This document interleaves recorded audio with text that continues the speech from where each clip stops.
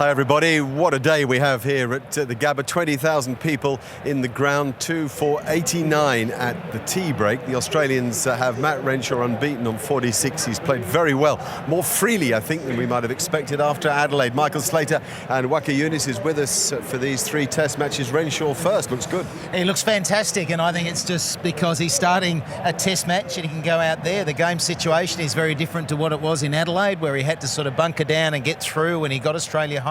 But he's a bit more of a free spirit here, and this is his home ground. He knows the conditions. He's batting beautifully. Nice pitch to bat on. Having said that, enough there to encourage a quick bowler? Look, I was expecting a little bit more from this pitch. I thought there's a little bit more moisture in it, but maybe after 4 overs, 5 overs, everything was gone. It was very flat, and it's good to bat on. And I think Australians made a mistake of losing 2 wickets. It's their own mistake which they're suffering. If you were bowling at Michael Slater on this pitch, how would you go about it?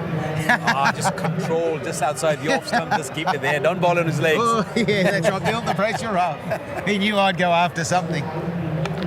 Your battles against one another, that looks like a... They were great battles, and you knew it was the bowling combination of this guy with Wasm Akram, and they both complemented each other, but it was a rare occasion to see me get on top like that. But he'd charge in, and the thing about Waqar was that he'd run in so quickly. You sprinted so fast, and the pace was with that, and he was always bowling sort of 140s to 150, and then when the ball got older, had this ability to swing the ball back in at high velocity, which is very hard to face. Did you bowl super quick at the start and then cut your pace to get the ball to swing? I didn't cut my pace down. It just happened because of my back. I had a couple of stress fractures in my back and my pace came down, and I just learned the art of sort of swinging a bit more rather than bowling quickly.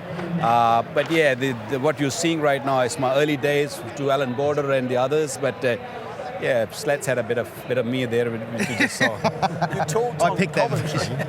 You talked on commentary about swinging the ball. I was interested, you were explaining why Wahab Riaz was not a big swinger of the ball and why Mohamed Amir had a greater chance of swinging the ball. Can you just put that into practice with that ball? I have this pink ball here with me.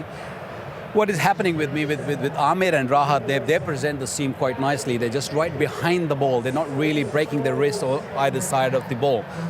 What we're seeing with Wahab is just sometimes he breaks his wrist. That's why he lands on the stomach of the ball, which we call more shiny side of the ball. And that's why he doesn't really get swing on a regular basis. But when it comes to reverse swing, it's a different ball game. He needs pace, he bowls quickly, and that's where he beats the bat more often than with the new ball. But why does reverse swing happen if it's a problem how he presents the seam? What's the difference?